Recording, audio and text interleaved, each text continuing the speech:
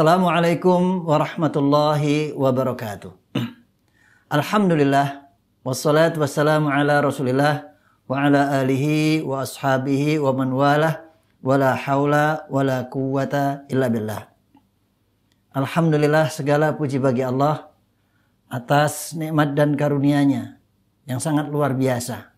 Salah satu karunia itu adalah Allah Subhanahu wa taala mengaruniakan kepada kita dan umat ini bulan Ramadan, bulan yang agung.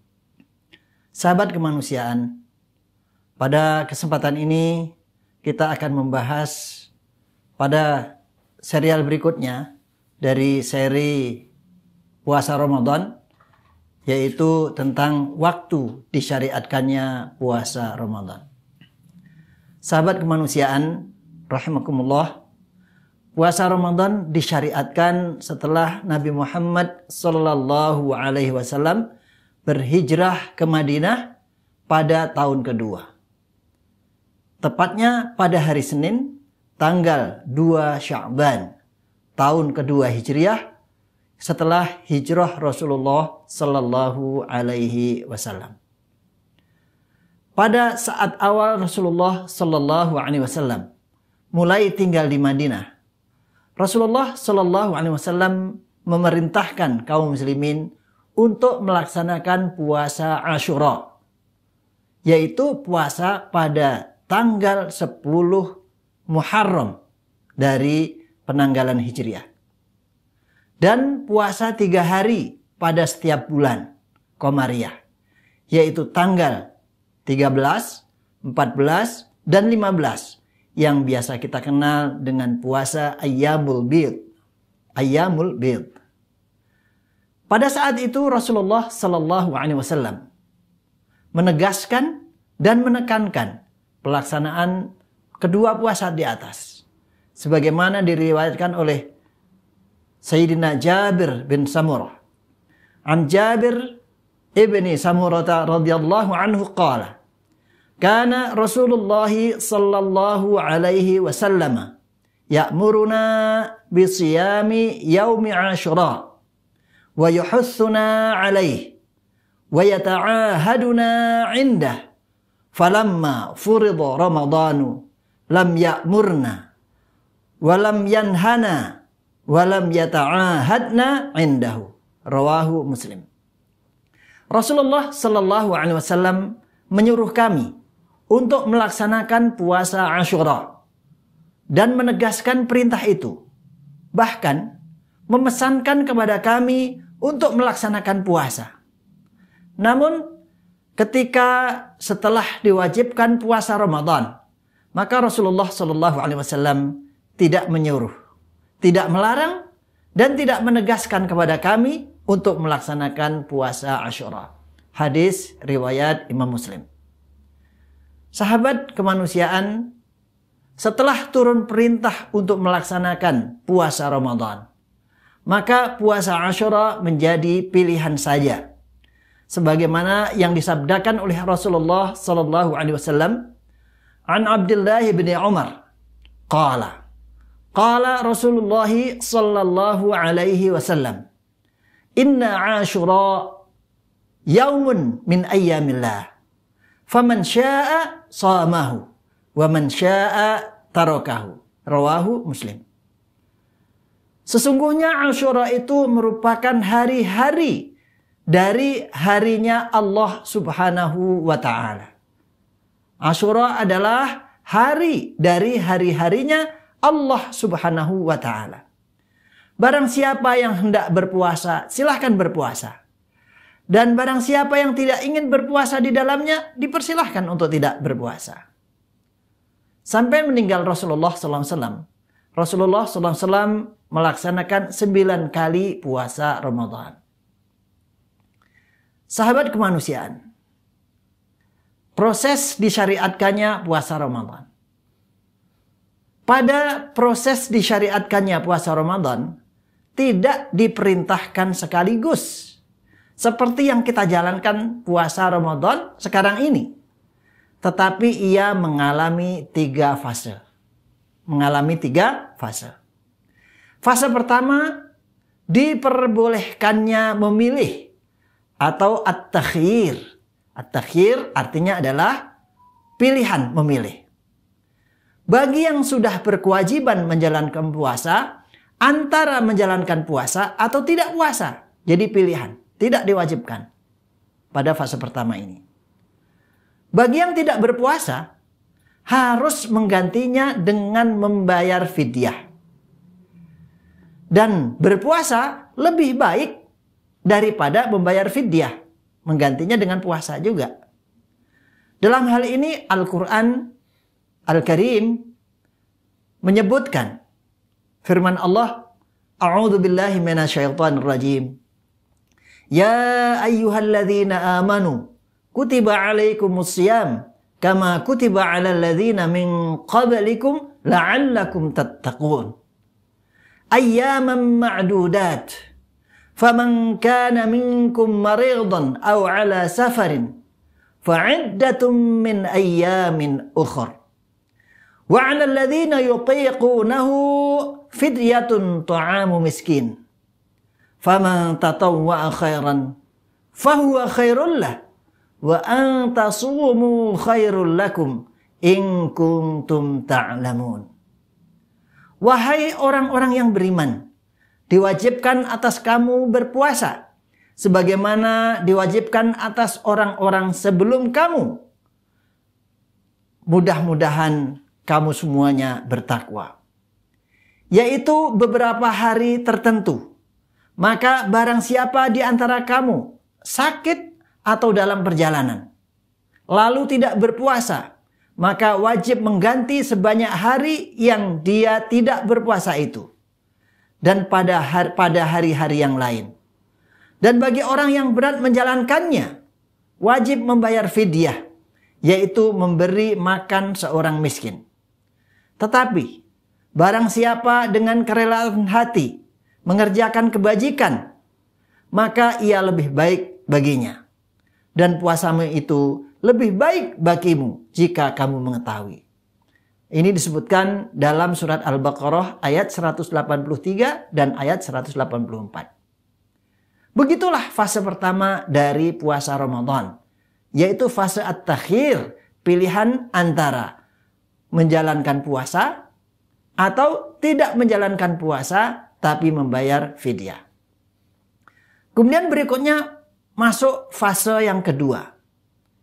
Pada fase kedua ini, fase diwajibkannya puasa dan dihapuskannya pilihan antara puasa dan tidak puasa dengan cukup diganti dengan membayar fidyah. Pada fase kedua ini, puasa Ramadan wajib bagi seorang muslim yang mukim dan sehat. Muslim, mukim, sehat. Yang diperbolehkan untuk tidak berpuasa hanya bagi orang-orang sakit dan musafir. Namun mereka harus mengqadha'nya atau menggantinya di hari yang lain. Dan bagi orang tua dan orang-orang yang sudah lemah dan tidak mampu melaksanakan puasa, maka diperbolehkan untuk tidak berpuasa dan cukup dengan membayar fidyah. Dalam hal ini Al-Quran menyebutkan, A'udzu billahi minasyaitonir rajim. Syahrul Ramadan alladzi unzila fihi al-Qur'an hudan lin-nasi wa bayyinatin minal huda wal furqan. Faman syahida minkum asy-syahra falyasum wa man kana maridan aw 'ala safarin fa'iddatun min ayyamin ukhra. Yuridullahu bikumul yusra wa la yuridu bikumul 'usra wa litukmilul 'iddata wa litukabbirullaha 'ala ma hadakum wa la'allakum tashkurun. Al-Baqarah ayat 185. Bulan Ramadan adalah bulan yang di dalamnya diturunkan Al-Quran sebagai petunjuk bagi manusia dan penjelasan-penjelasan mengenai petunjuk itu dan pembeda antara yang benar dan yang batil. Karena itu, barang siapa di antara kamu ada di bulan itu, maka berpuasalah. Dan barang siapa sakit atau dalam perjalanan, dia tidak berpuasa, maka wajib menggantinya sebanyak hari yang ditinggalkannya itu. pada hari-hari yang lain. Allah Subhanahu wa taala menghendaki kemudahan bagimu dan tidak menghendaki kesukaran bagimu. Hendaklah kamu mencukupkan bilangannya dan mengagungkan Allah Subhanahu wa taala atas petunjuknya yang diberikan kepadamu agar kamu bersyukur. Al-Baqarah ayat 185. Sahabat kemanusiaan, pada fase kedua ini, pelaksanaan puasa Ramadan dimulai setelah mereka tidur atau setelah melaksanakan sholat Isya.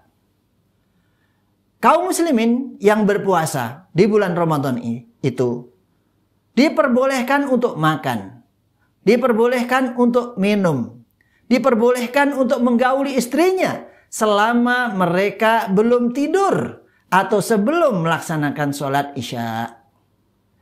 Dan hal-hal tersebut tidak boleh dilaksanakan, yaitu makan, minum, menggauli istri, tidak boleh dilaksanakan bila mereka telah tidur walau sejenak atau setelah melaksanakan sholat Isya.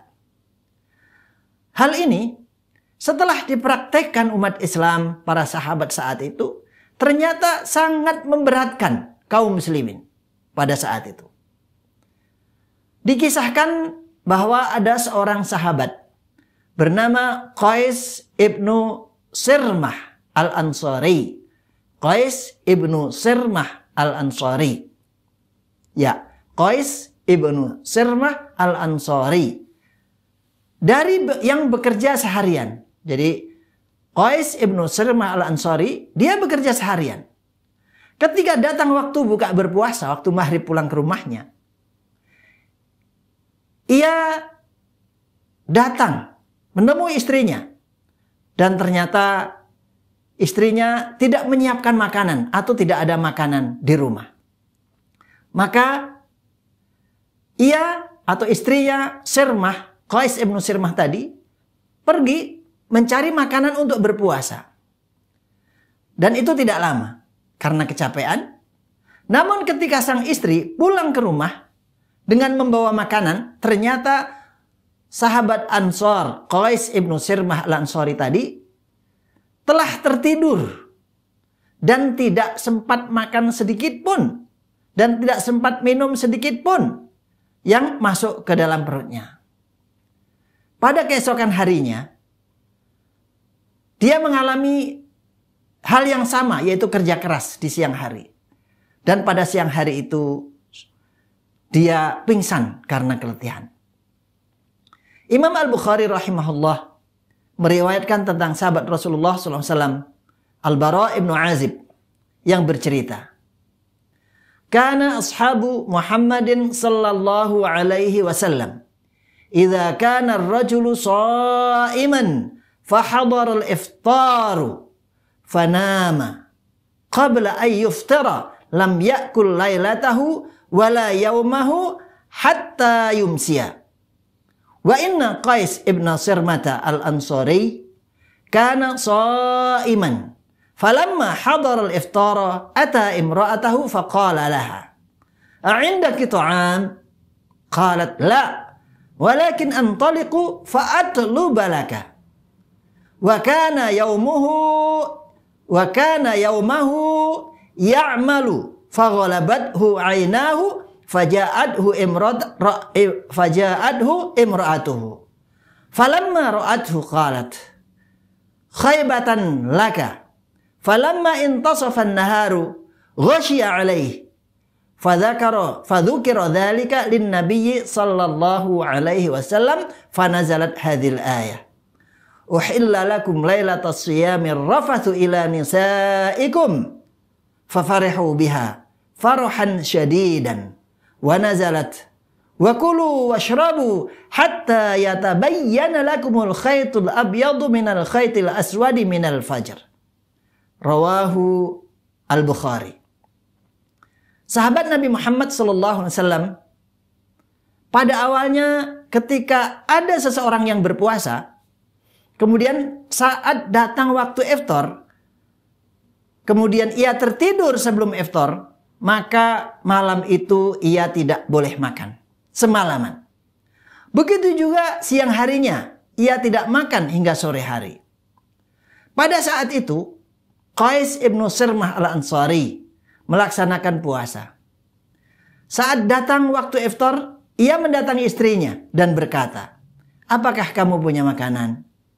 Maka sang istri menjawab, "Tidak, coba aku akan pergi sebentar untuk mencari makanan untukmu." Pada hari itu Sirmah ibnu Qais kerja berat seharian. Maka setelah istrinya pergi, ia segera tertidur. Tidak berapa lama datanglah istrinya. Ketika sang istri melihat suaminya tertidur karena keletihan, maka ia berkata, "Kasihan sekali kamu." Keesokan harinya, di tengah hari yang panas, dan Sirmah sedang bekerja, Sirmah ibnu Qais pingsan. Kemudian hal ini diceritakan kepada Nabi Muhammad SAW. Maka turunlah ayat, "Uhilla lakum lailatas siyamir rafathu ila nisaikum." Telah dihalalkan untuk kamu pada malam puasa untuk menggauli istri-istrimu. Maka umat Islam sangat bergembira dengan ayat tersebut. Dan kemudian juga turun ayat, "Wa kulu washrabu hatta yatabayyana lakumul khaytul abyadu minal khaytil aswadi minal fajr." Makanlah dan minumlah hingga jelas benang merah dan benang putih, benang hitam dan benang putih dan benang hitam dari waktu fajar. Hadis riwayat Bukhari. Sayyidina Umar ibn Khattab radhiyallahu anhu juga mengalami hal yang sama dan merasa sangat kesulitan dengan cara berpuasa seperti itu. Sayyidina Ka'ab ibn Malik mengisahkan tentang dirinya dan apa yang dialami oleh Sayyidina Umar. Kana Ka'ab ibn Malik qala, "Kana an-nasu fi Ramadana idza shama ar-rajulu fanama, hurrima 'alaihi at-ta'amu wasyarabu wan-nisa'u hatta yuftara min al-ghad." Faraja Umar ibn al-Khattab min 'indi an-nabiy sallallahu alaihi wasallam dhata lailatin wa qad samara 'indah. Fawajada imra'atahu qad namat. Fa'ayqadhaha wa aradaha faqalat, "Inni qad nimtu." Faqala, "Ma nimti?" Thumma waqa'a biha. Wa sana'a Ka'ab ibn Malik misla dhalik. Faghada Umar ibn al-Khattab radhiyallahu anhu ila an-nabiy sallallahu alaihi wasallam fa akhbarahu. Fa anzalallahu, "Alimallahu annakum kuntum takhtanuna anfusakum." Al-ayah. Rawahu Ahmad wa Ibnu al-Munzir wa Ibnu Abi Hatim. Dari Ka'ab ibn Malik, sahabat Rasulullah SAW radhiyallahu anhu berkata, dahulu orang ketika berpuasa Ramadan, kemudian ia tidur, maka diharamkan bagi mereka untuk makan, minum, dan menggauli istrinya hingga waktu iftar besoknya.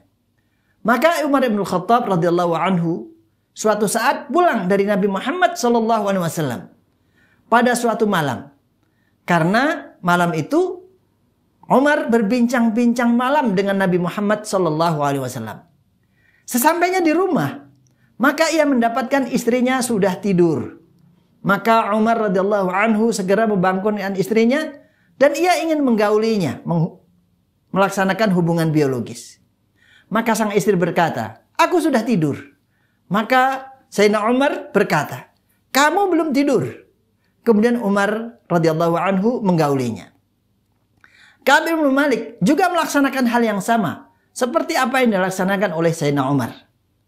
Maka Umar segera menjumpai Rasulullah Shallallahu Alaihi Wasallam dan memberitahukan perihal yang telah ia lakukan, yaitu menggauli istrinya setelah istrinya tidur. Maka Allah Subhanahu Wa Taala menurunkan ayat, "Alimallahu annakum kuntum takhtanuna anfusakum." Allah tahu bahwa sungguhnya kamu telah mengkhianati jiwa kamu sendiri, diri kamu sendiri. Hadis riwayat Ahmad, Ibnu Munzir, dan Ibnu Abi Hatim. Mereka telah menggauli istrinya setelah istrinya tidur atau setelah ia tidur. Maka mereka merasakan semua betapa beratnya puasa dengan cara seperti itu. Sahabat kemanusiaan. Kemudian masuk fase ketiga. Karena umat Islam merasakan betapa beratnya cara puasa seperti yang dijelaskan pada fase kedua. Maka mereka mengadukan hal tersebut kepada Rasulullah Sallallahu Alaihi Wasallam. Kemudian Allah Subhanahu Wa Taala memberikan kemudahan dalam ibadah puasa ini dengan turunnya ayat A'udzu billahi minasyaitonir rajim. Uhilla lakum lailatas siyamir rafathu ila nisaikum hunna libasul lakum wa antum libasul lahun. Alimallahu annakum kuntum takhtanuna anfusakum fataba 'alaikum wa 'afa 'ankum. Fal'ana bashiruhunna wabtaghu ma kataballahu lakum. Wa kulu washrabu hatta yatabayyana lakumul khaytul abyadu minal khaytil aswadi minal fajr. Thumma atimmus siyama ilal lail. Wa la tubashiruhunna wa antum aakifuna fil masajid. Tilka hududullahi fala taqrabuha. Kadzalika yubayyinullahu ayatihi lin-nasi la'allahum yattaqun. Al-Baqarah ayat 187. Dihalalkan bagimu pada malam hari puasa bercampur dengan istrimu. Mereka adalah pakaian bagimu dan kamu pakaian bagi mereka. Allah mengetahui bahwa kamu tidak dapat menahan dirimu sendiri, tetapi Dia menerima tobatmu dan memaafkanmu. Maka sekarang campurilah mereka dan carilah apa yang telah ditetapkan oleh Allah Subhanahu wa taala bagimu. Makan dan minumlah hingga jelas bagimu perbedaan antara benang putih dan benang hitam, yaitu fajar. Kemudian sempurnakanlah puasa siang, puasa sampai datang malam. Tetapi jangan kamu campuri mereka ketika kamu beriktikaf dalam masjid. Itulah ketentuan Allah Subhanahu wa taala. Maka janganlah kamu mendekatinya. Demikianlah Allah Subhanahu wa taala menerangkan ayat-ayatnya kepada manusia agar mereka bertakwa. Al-Qur'an surat Al-Baqarah ayat 187. Maka sahabat kemanusiaan, setelah turun ayat ini, maka puasa Ramadan seperti cara yang kita jalani saat ini. Bergembiralah umat Islam dari para sahabat dengan kemudahan yang telah diberikan oleh Allah Subhanahu wa taala. Maka sekarang ibadah puasa tidak bisa dijadikan alasan bahwa ajaran Islam itu sulit atau berat untuk dilaksanakan. Sebagai kesimpulan, bisa disimpulkan bahwa ketiga fase pensyariatan Ramadan tersebut Rasulullah SAW sebelum difardukan puasa melaksanakan puasa 3 hari setiap bulan, ditambah dengan puasa Asyura pada bulan Muharram. Kemudian secara berangsur proses pelaksanaan puasa Ramadan berjalan dengan 3 fase sebagai berikut. Pertama, pilihan antara puasa dan tidak puasa dengan memberikan makan kepada orang miskin setiap hari yang tidak melaksanakan puasa. Fase kedua, diwajibkannya puasa Ramadan bagi orang yang mukim, yang sehat. Dan dibolehkan untuk tidak berpuasa bagi orang yang sakit dan musafir dengan melaksanakan qada puasa, menggantinya di hari yang lain. Sedangkan bagi orang tua dan orang yang tidak mampu melaksanakan puasa, puasa pada fase kedua ini dimulai dari mereka tidur. Fase yang ketiga, dibolehkan untuk melaksanakan semua hal yang membatalkan puasa, seperti makan, minum, dan menggauli istri pada malam hari hingga terbit fajar. Yang tadinya hanya dimulai dari bangun tidur kalau sudah tertidur atau sholat isya, maka setelah itu semalaman boleh melaksanakan makan, minum, menggauli istri hingga terbit fajar. Dengan demikian kita bisa memahami bahwa puasa terjadi 3 kali fase. Sehingga bentuk ibadah puasa berakhir dengan seperti apa yang kita jalani saat ini. Sahabat kemanusiaan, itulah yang disyariatkannya puasa dan hikmah daripada pensyariatan puasa Ramadan yang melalui 3 fase tersebut. Semoga Allah Subhanahu wa taala melipat gandakan amal ibadah kita di bulan Ramadan dan memberikan kekuatan kepada kita untuk terus ikhlas, tulus, semangat dalam menjalankan ibadah puasa Ramadan. Aqulu qouli hadza wa astaghfirullahi wa lakum. Salam kemanusiaan. Assalamualaikum warahmatullahi wabarakatuh.